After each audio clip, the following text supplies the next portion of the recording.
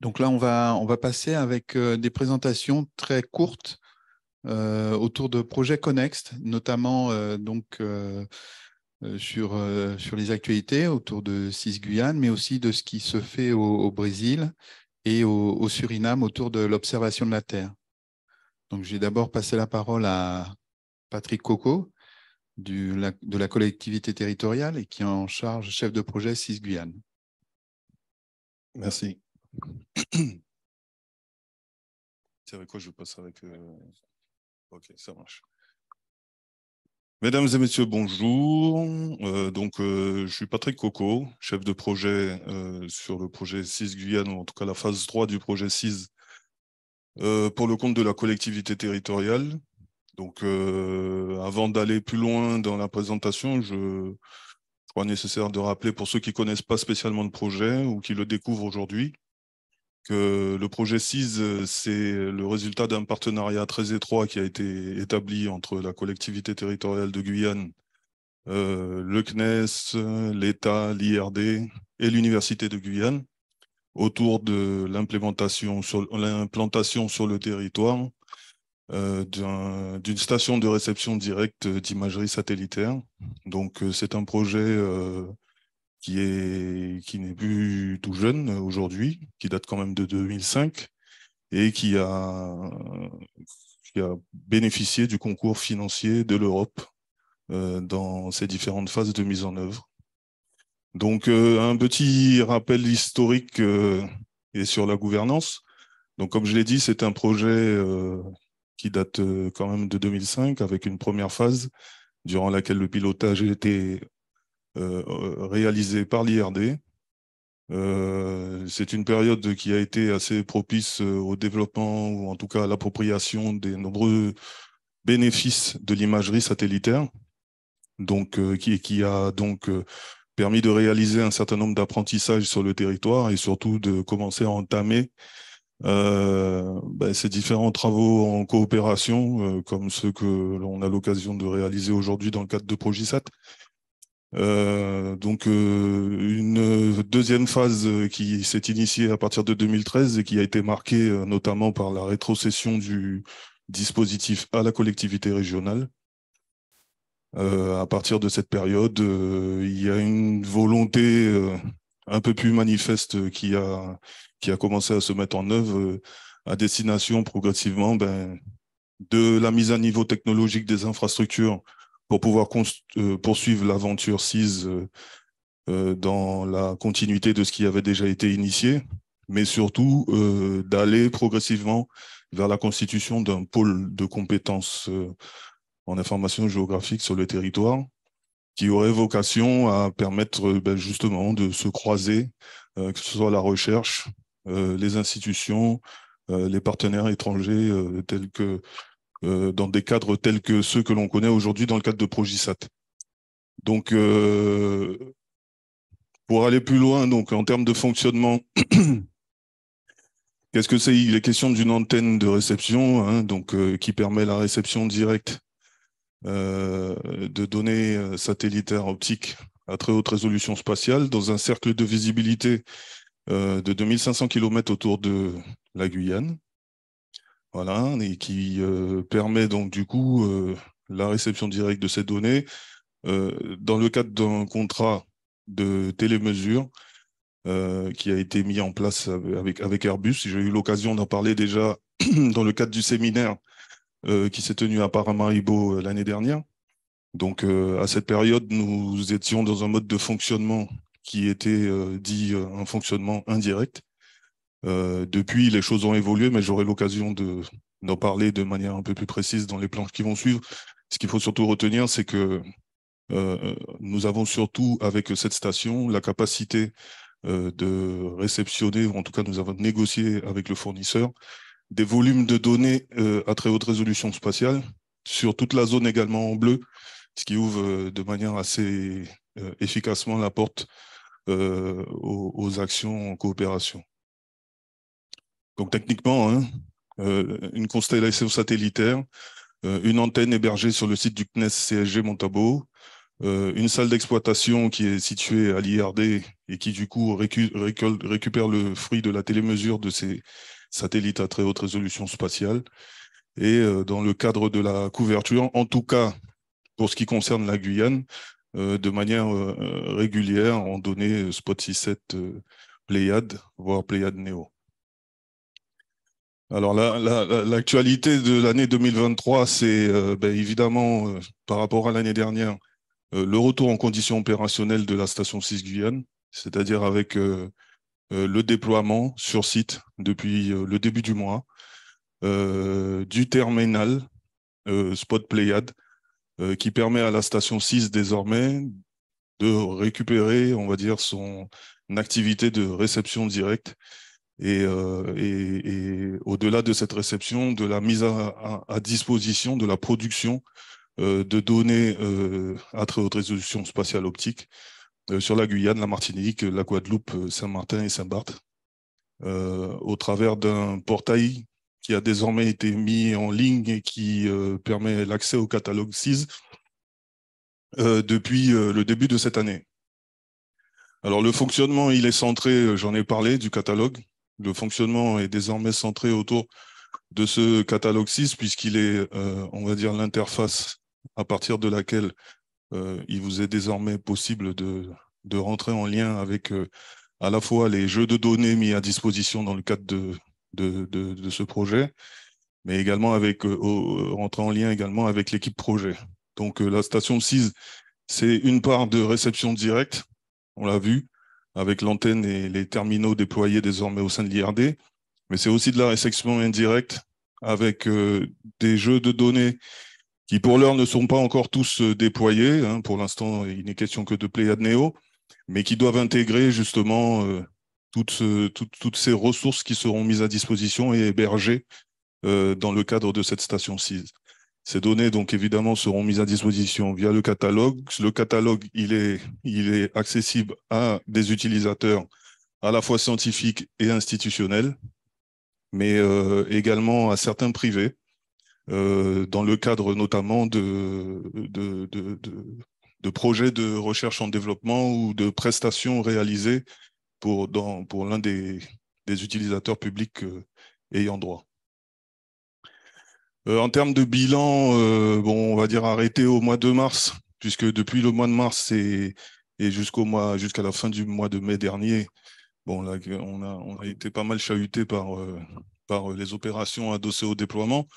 Mais en tout cas, ce sont des volumes de données qui ne cessent d'accroître. Bon, j'ai encore conservé l'exemple de la Guyane, mais c'est montrer l'effort qui est réalisé en termes d'acquisition et surtout mettre le doigt sur la nécessité pour nous, du fait de notre environnement climatique, d'engranger un maximum d'acquisitions sur des zones d'intérêt afin d'être en capacité de mettre à disposition ces données, donc toujours au travers du catalogue CIS, mais surtout à la disposition de tout utilisateur public qui aurait à cœur d'essayer de développer quelques projets d'intérêt pour le territoire sur la base de ces images. Un petit rappel pour ceux qui le savent déjà et une info pour ceux qui le découvrent, c'est que l'entièreté des données, en tout cas le catalogue 6 Guyane est accessible aux utilisateurs disposant de comptes Dynamis, ce qui signifie qu'il y a une démarche d'adhésion à réaliser pour ceux qui ne sont pas détenteurs de ces comptes. Alors évidemment, ce processus d'adhésion est rattaché à un certain nombre de conditions d'accès, puisque évidemment ces données sont accessibles aux acteurs publics déjà français, mais également aux institutions scientifiques étrangères sous conditions. Je pense qu'il y a un certain nombre de conditions notamment à remplir. Bon, tout ça, c'est régi par des licences qui sont assez bien constituées. Pour toute information, en tout cas, sur l'accès à ces données CIS, il y a une adresse de contact qui est affichée et que je vous suggère très fortement de noter et qui permet de rentrer en interaction avec une équipe CIS Guyane à laquelle je vais demander de lever la main pour qu'ils puissent être identifiés par les membres de la salle, là. Donc Adrien, Landy et Olivia dans le fond. Donc qui sont les petites mains qui interagissent avec vous dans le cadre, en tout cas avec ceux qui ont eu l'occasion d'entrer en lien avec CIS Guyane dans le cadre de la mise à disposition de données. Alors, j'ai parlé de détention de compte Dynamis qui fait le lien justement avec l'articulation qui est mise en œuvre dans le cadre de CIS avec le dispositif Dynamis.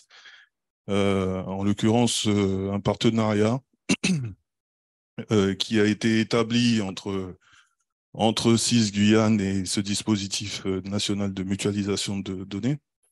D'un côté, pour acquérir ou en tout cas s'approprier un certain nombre d'outils et méthodes nécessaires à la mise à disposition de données à très haute résolution spatiale, mais aussi et surtout dans le cadre manifeste d'un intérêt pour le projet CIS de jouer un rôle au niveau de la dynamique nationale qui a été initiée dans le cadre de la mutualisation de moyens et la mise à disposition aux entités publiques et institutions et entités scientifiques et institutions publiques l'accès à ces données. Donc l'ambition pour CIS étant de prendre en main l'intégralité des demandes d'images à très haute résolution spatiale dans son cercle de visibilité.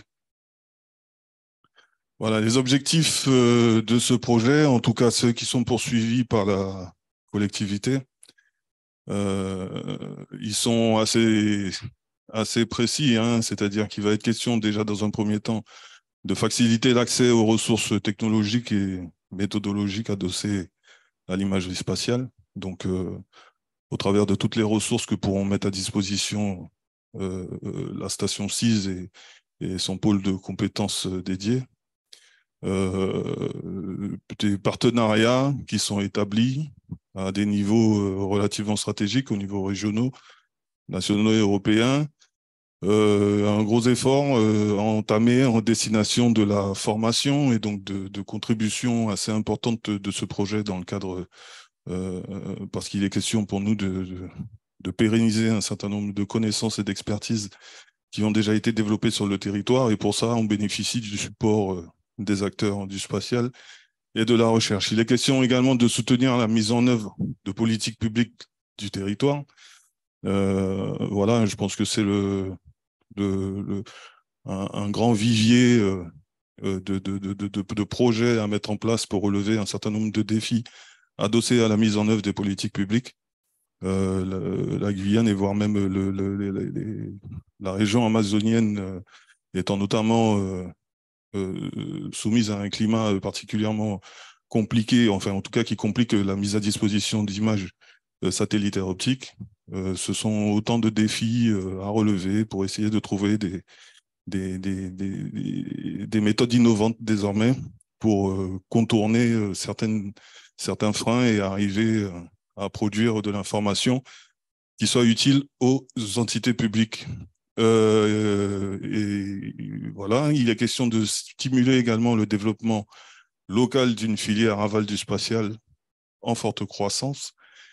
Voilà, c'est globalement l'une des raisons qui justifient la mise en œuvre de ce pôle de compétences, c'est d'essayer de rassembler au même endroit, de fédérer et de réunir un certain nombre d'acteurs clés du territoire, à la fois en matière de recherche appliquée à des thématiques bien spécifiques au territoire, mais qui peuvent avoir une résonance particulière dans l'environnement, notamment au niveau du plateau des Guyanes, ce qui est une porte très largement ouverte aux initiatives de coopération telles que Progisat aujourd'hui et que dans tous les cas, la collectivité entend soutenir au travers du projet CIS de manière assez importante.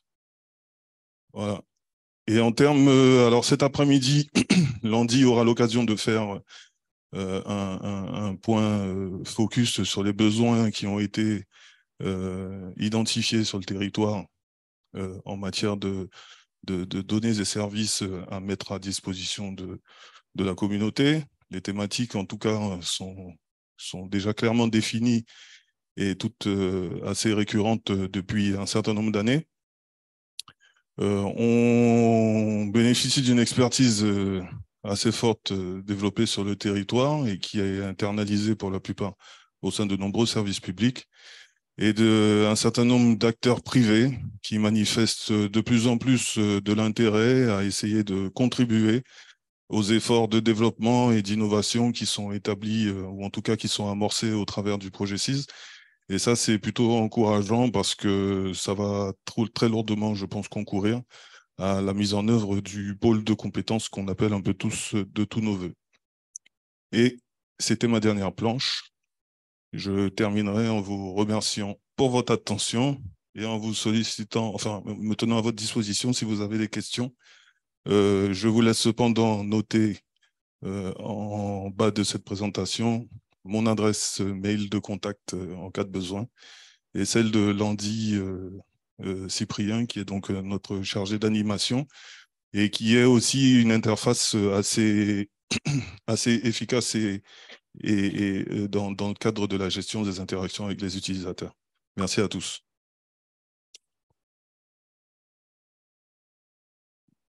Merci Patrick. Est-ce qu'il y aurait des questions dans la salle ou sur le chat sur le dispositif donc, qui est mis en œuvre, hein, de façon à avoir, alors là, on vous a présenté effectivement la partie d'accès aux données directes. Il y a aussi effectivement des évolutions qui vont être, je ne sais pas si tu as prévu, parce que j'ai dû m'absenter 2 minutes, mais des évolutions aussi pour avoir des données indirectes qui sont accessibles via cette plateforme. D'accord. Bon, ben, on va continuer. Oui.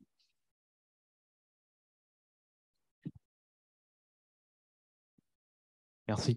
Alors, je me présente Tommy Albarello. Bon, Patrick, on se connaît. C'est juste une petite observation, en fait, par rapport à CIS. Je sais que il y a quelques années, vous réceptionniez des données spot. Je crois que vous réceptionniez du Sentinel-2 aussi en ce moment. On n'a jamais reçu de Sentinel-2 en réception directe. Ça fait justement partie des données en réception indirecte qui sont prévues d'être mises à disposition. D'accord, donc pas Pléiade non plus. Ah si, Pléiade, ouais. Oui. La station est dimensionnée pour la réception directe, Spot 6.7 et Pléiade. D'accord. Ouais. Je sais que dernièrement aussi, il y avait une coopération avec le Brésil pour réceptionner des données de Cibers.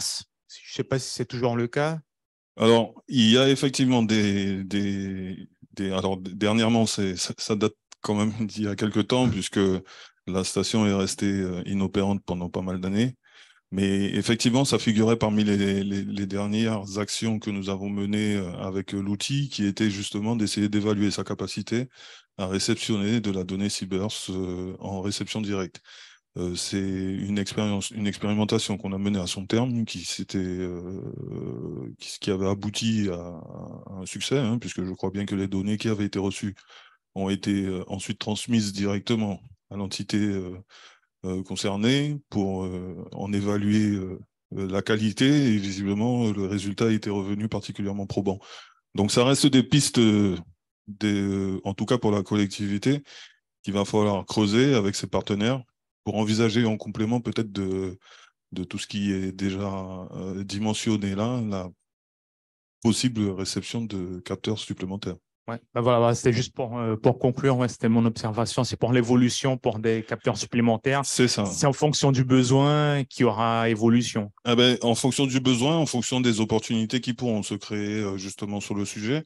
Je pense qu'on est relativement ouvert sur cette question-là.